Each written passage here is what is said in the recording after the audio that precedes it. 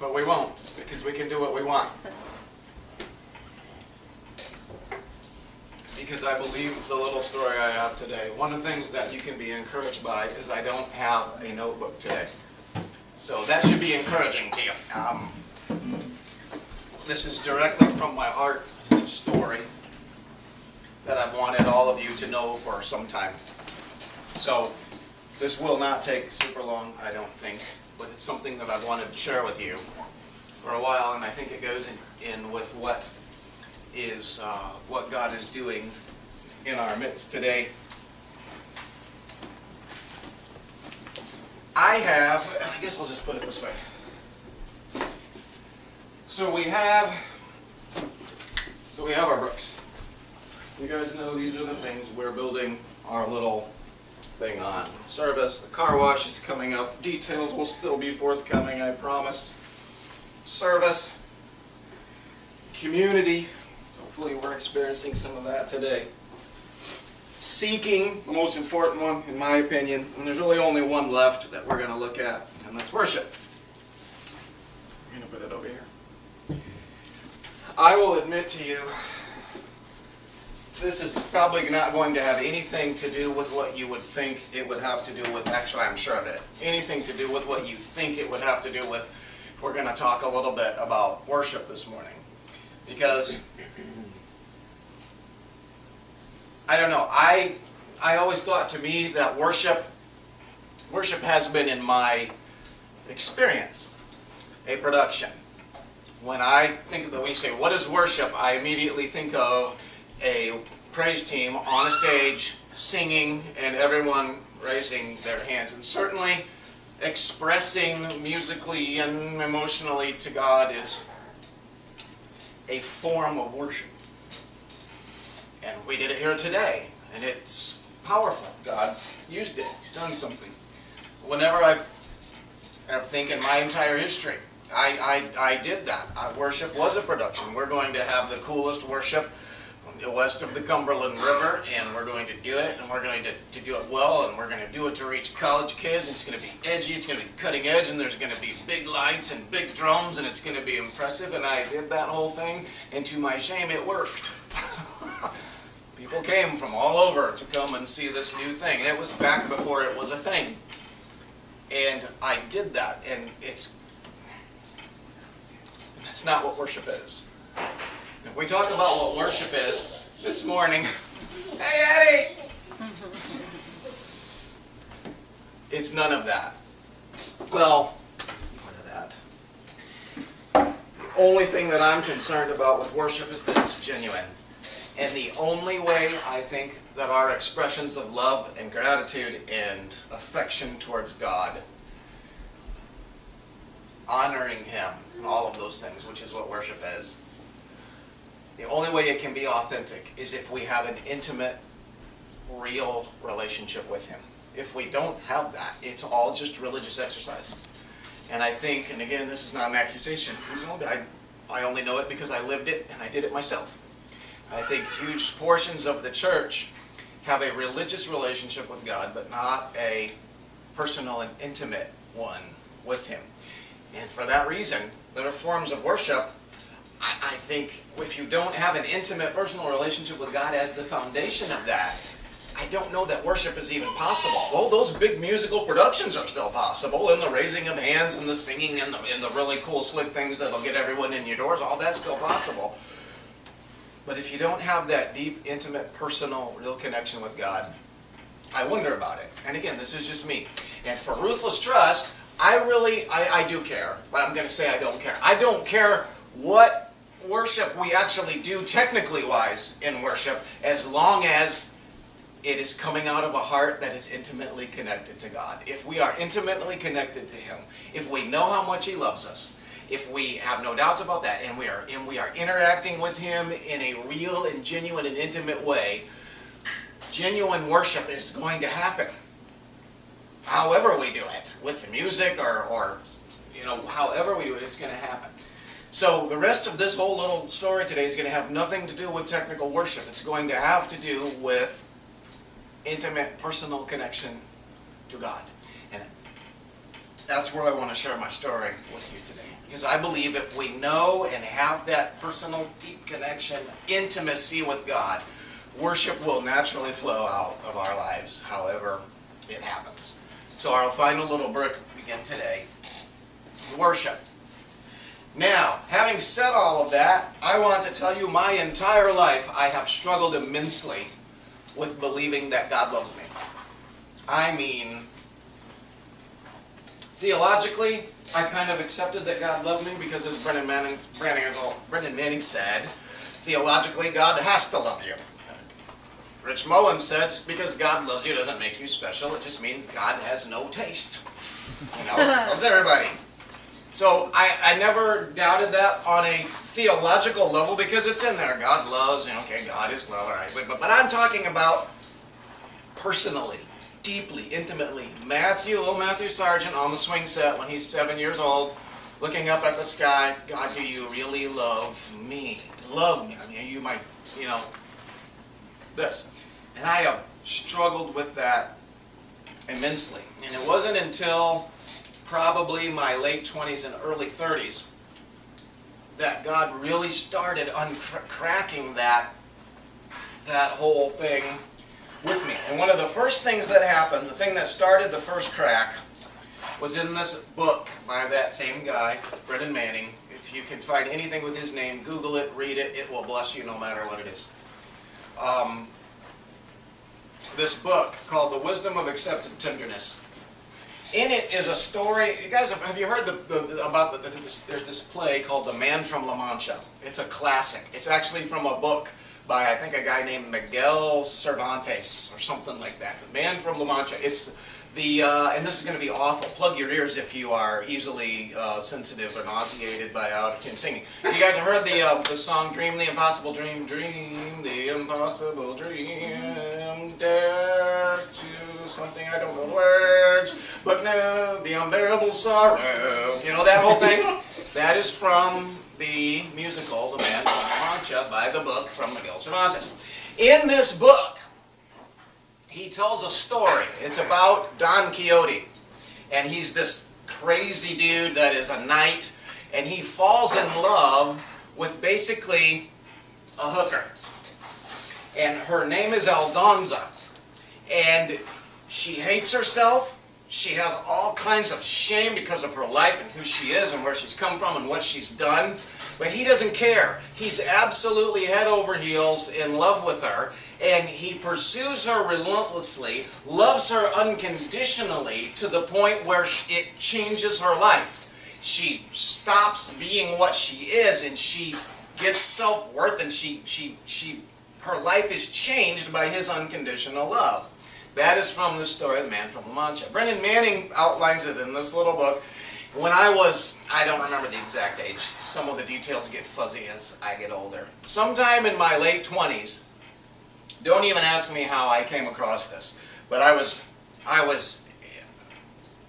pastoring a small church in Goshen, Indiana, totally overwhelmed by the experience, carrying this baggage of, does God really love me? How can I believe that He really loves me? Does He really care about me? Okay, God, I've known You as this entity my whole life, and since I was 5 years old, I've tried to please You, I've tried to honor You, I've tried to do all the right things, I've been a good little boy, but I never felt God loved me. So I came across this when I was in my late 20s when God started to uncrack this. And in this little book, Brendan Manning, relating this story from The Man from La Mancha, tells this. He said, remember the beautiful story in The Man from La Mancha, how Don Quixote befriends Aldonza, the street urchin, a trollop, a girl who is filled with shame and disgust because of who she is and of her past. She doesn't have an ounce of self-worth. She can find no good whatsoever in herself. She is seething with self-hatred and remorse. Don Quixote befriends her and attempts to infuse life, hope, purpose, and self-respect into her. But his efforts to bring her back to life seem to be futile for a while. He has coined an endearing nickname for her, and this is significant. This will make sense in a moment. He calls her his Dulcinea, which I believe in Italian is Italian for my sweet little one. My sweet little one. Dulcinea. He calls her. He gives her a new name. So he calls her his Dulcinea, my sweet little one. So one day he calls to her, Dulcinea, my lady. She comes to him in a rage and says this, my lady, I am not your lady, and I'm not any kind of lady. This gets raw, pardon me. I was spawned in a ditch by a mother who left me there, naked and cold and too hungry to cry. I never blamed her though, because I'm sure she left me hoping I'd just have the good sense to die. And then of course there's my father. I'm told that young ladies can point to their fathers with maidenly pride. Mine was here with some regiment for an hour. I can't even tell you which side. So of course I became, as befitted my delicate birth, the most casual bride of the murdering scum of the earth. Still he torments me. My lady, he says. How should I be a lady? A lady has modest and maidenly airs, and a virtue I suspect that I somehow lack. It's hard to remember those maidenly airs in a stable laid flat on your back. Won't you look at me? God, won't you look at me? Look at the kitchen slut, reeking with sweat, born on a dung heap to die on a dung heap, a strumpet for men to use and forget. If you feel you see me not quite at my virginal best, cross my palms with a coin, and I'll willingly give you the rest. Dulcinea, he says, Dulcinea, take the clouds from your eyes, Don Quixote, and see me as I really am. You have shown me the sky, but what good is the sky to a creature who never knew better than to crawl? Of all the cruel devils of the earth who've badgered and battered me, you are the cruelest of all. Can't you see what these gentle insanities do to me? They rob me of my anger and give me despair. Blows and abuse I can take and give back again. But tenderness I cannot bear. So do not call out to me with your sweet Dulcinea you call. I am only Aldonza. I am nothing at all. 29 years old, I think. I read that, tears streaming down my face. And I thought, wouldn't it be cool to be loved like that? And that's how I felt. Don't ask me why, but that's how I felt. I felt that somehow, maybe I suspect it had to do with my church upbringing, which was a lot of, you live by the rules, you have the 10 Commandments, you got to do this and you do that, and God wants you to be this, and if you're not that, He's not going to be happy with you. And I picked up as a sensitive little kid early on that you had to do all the right things to please God. And maybe that's what it was. I don't know. But for some reason, I found myself as a young man in my late 20s and early 30s, just nearly impossible to feel that God loved me in an intimate and tender way. All of this came to a head on vacation in Colorado some years ago. I was sitting at a Starbucks, and this hole, I don't know why, this hole had just gotten so huge in me. I was reading a book, I was trying to fill my life with anything that I could get to try to grasp and to experience that love of God. In the middle of Starbucks, I said, I'm done. I quit. I can't do this anymore. Whatever book I was reading, I think it was The Giver, I slammed it down on the table and I just said, I can't do this anymore. I have tried for so many years to really believe that you actually love me, that you accept me, that this is a relationship and not just a religion and all this stuff. I'm done. And if you ever want to have me committed, the rest of this story will give you evidence, and it's being filmed. So if anybody ever wants to have me put away, these next few moments will give anyone more than enough evidence that they need to have me put away for the rest of my life. Because what happens next is just kind of crazy. So, not in an audible voice, and this is where it gets really weird. Not in an audible voice by any ways, but when I said that, when I said I'm done, I'm not doing this anymore, put the book down. Of all things, in my heart, what I now believe and know is God, I heard a whisper. And you know what? Guess what God says when you're in the middle of a crisis moment like this? You know, go to church, go pray. You know what God told me in that moment? Go to Goodwill. What? Goodwill? And at this point, again, I don't even know that it's, that it's God, but I have this, like, impending, I can't even describe it, this impending thing. I've got to leave Starbucks and go to Goodwill. And it's raining outside, and I'm saying, I don't want to do this. I'm at freaking Starbucks. I was born to be at Starbucks. I'm already here. You tell me to go to Starbucks, and I would gladly go to Starbucks. But I'm already here. No. He says, go to Goodwill. It became uncomfortable. You know, I'm drinking my caramel macchiato trying to get this out of my head, and I was like, dang it, I gotta go to Goodwill. So I said, fine. I'm game, just for kicks and giggles. Let's go to Goodwill. Packed up all my stuff, got in my car. I drove a 10-minute drive from Starbucks across the town to the only Goodwill that I knew that was in Littleton, Colorado at the time. Every mile clicking by, thinking, Matt, you are such an idiot. This is so stupid. You are a fool. You're going to get there. Don't tell anyone. Whatever you do, don't tell anyone that you did this.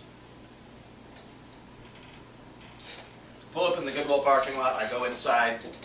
I take 10 steps inside to where there's this huge rack full of t-shirts. It's the only thing stopping my path. So I walk in. I'm standing in front of this rack of t-shirts, and I literally say out loud, all right, I'm here. And I look around. Fine, Matt, you've just proven you're certifiably nuts. And I turned around to go, and my elbow happened to bump one of these shirts on this rack. And literally, it's one of those huge, it's the rack, this big around, it's around, all the shirts are hanging, and there's probably 150 shirts on this rack. And they're identical. They're all the same. 150 t-shirts hanging on this rack. They're all the same. One was slightly open, and I thought, oh, what's this? And I pushed the shirts back, and every shirt on that rack had this logo on it.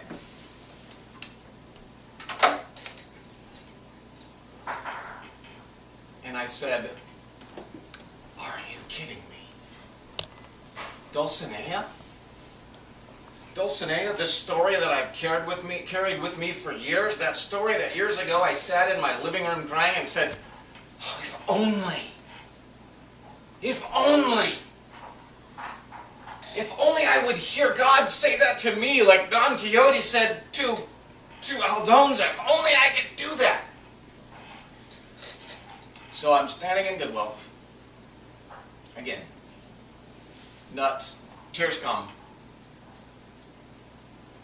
And I'm like, okay, I'm listening.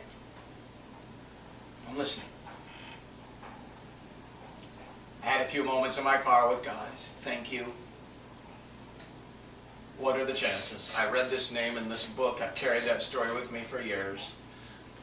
In a Goodwill in the middle of Littleton, Colorado at the moment, I have decided I'm done. I give up. I can't do this anymore.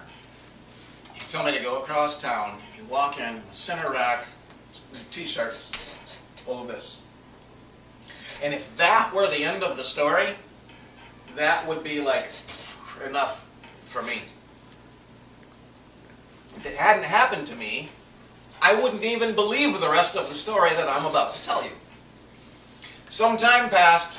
Time has caused some of the details and the timelines exactly to fade a little bit. Some time passed, and as I am wont to do, for some reason in my own heart and mind, I figured, you know what? That was just a coincidence. It had to be a coincidence. Life was continuing to be hard. Ministry was hard. All kinds of stuff going on in my life. And it was at it again. I'm just saying, I don't really feel that, and I just passed this off as a crazy, outrageous, just little coincidence. The difficulties and harshness of life had me in a condition, again, not a real long time, but sometime after that experience in Colorado, for whatever reason, humanity, brokenness, life, crap, everything happening together, I was in the same exact place that I was. This time, I gave up in a Meijer grocery store. I was pushing a cart. I've been carrying this again around for weeks, saying, I don't know why I can't get this through my head. How on earth? I don't know why I can't feel your love. Do you really love me? I've got to know. Could you just... And I'm in the middle of Meijer. It's on a Saturday night. Sunday's coming. I've got to give myself away on Sunday morning again. I just don't know if I can do it because I can't feel God's love. I'm not convinced that He really loves me personally, Matt. Not just theologically because He has to, but really personally because I'm Matt and He loves me and He's crazy about me. I gave up at a Starbucks the first time, slammed the book down, said I'm done. God said go to your book. I gave up in the Meijer produce section the second time and said, all right, I don't even know if I can do this. I'm not even preaching tomorrow because I can't do this. It's empty. I said, I'm done. I bowed my head. I said, I'm done. I opened my eyes from my prayer of giving up, totally unbeknownst to me. When I first encountered this, I didn't even know what it was. It was just Dulcinea to me, and I thought, this is kind of interesting, fruit of legendary, whatever. But I didn't even know what it was. Well, that day in Meijer, I found out what it was. The second time I gave up, I said, I'm done. I can't expect your love. I opened my eyes after praying that prayer, and I am standing in front of a bin of hundreds of these.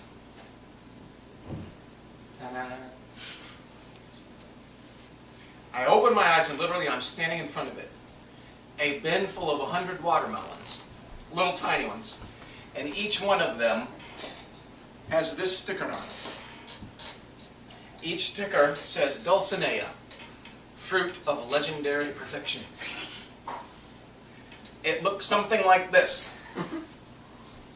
And I'm standing in front of it, having given up for the second time. I'm done. Do you love me? I can't feel your love. I don't know how will I... So now, I'm bawling. I found out that day that Dulcinea is a farm in California. And they grow melons. And they do all of these things. And I'm standing in front of a bin of their watermelons. The second time that I've given up on the love of God in my life, saying, I'll give up on it. I promised God that day, I will never doubt your love for me again. Probably broken that promise a couple times.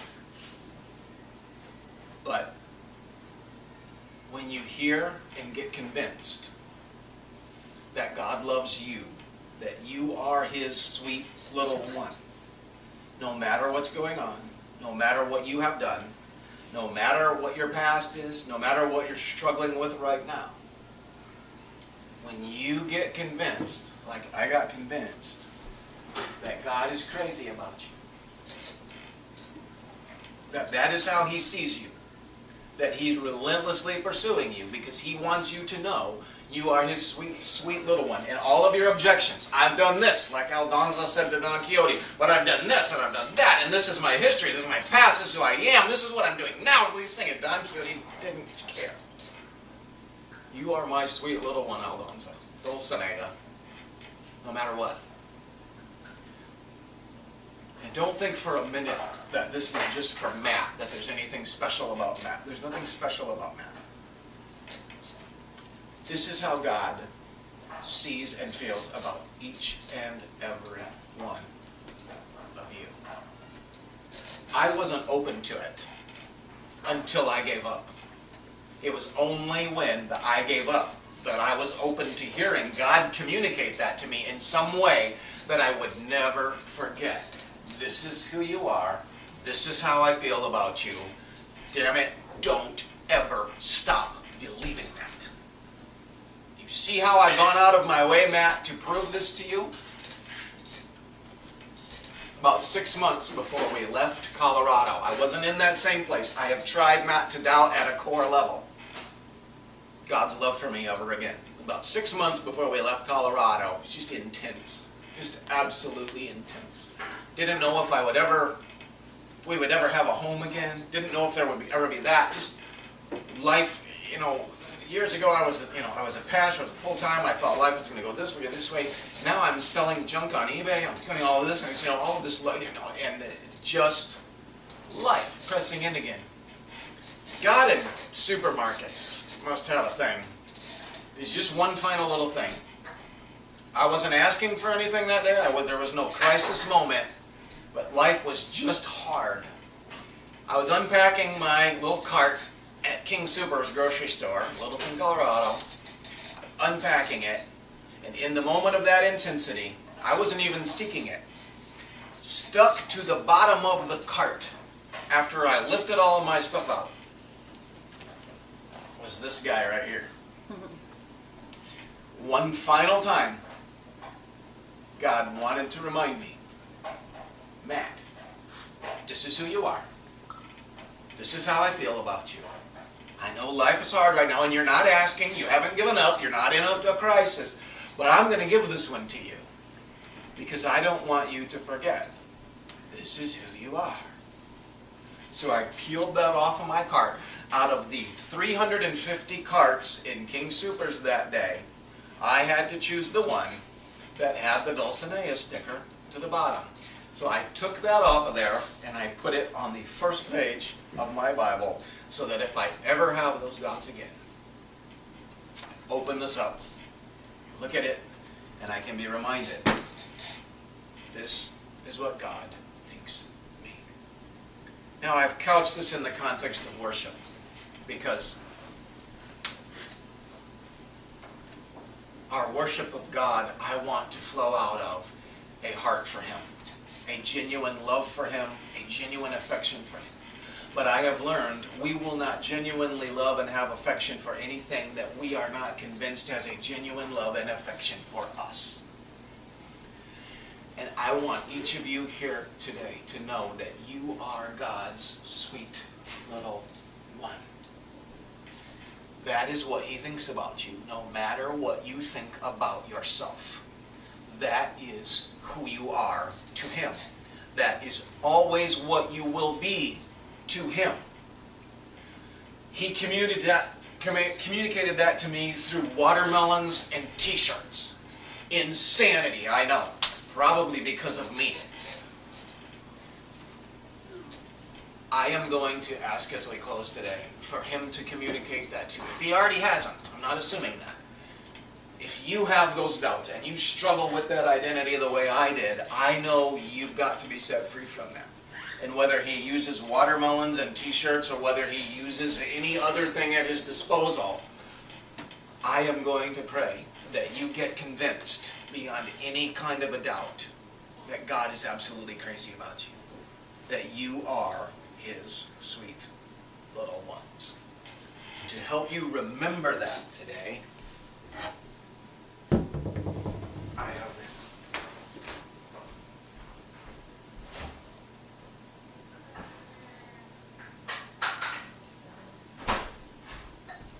It's a communion of sorts.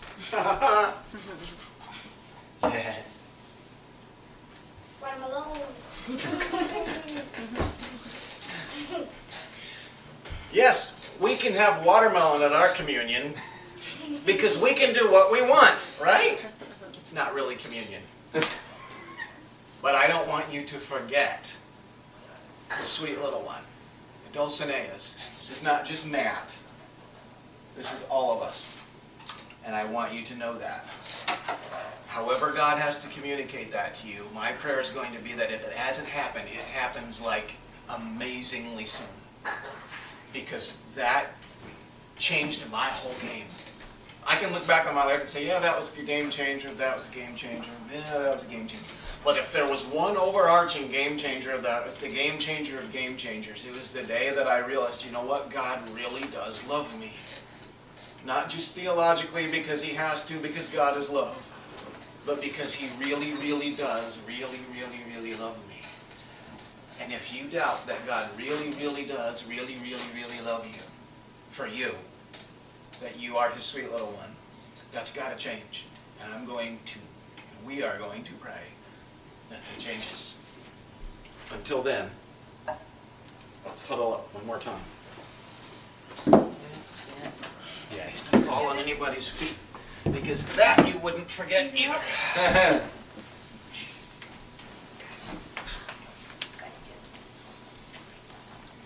Everybody's got clean hands. Your hearts, take this.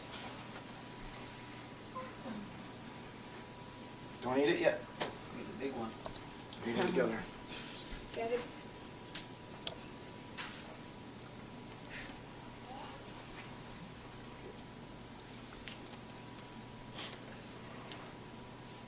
Hope you like watermelon. He doesn't like watermelon. You don't like watermelon? No. Oh, you be didn't something know. you're not going to forget, mister. Right. You'll never forget this. Some of you who've heard that story before, thank you for indulging me one more time. Never forget who you are. You are his sweet little one.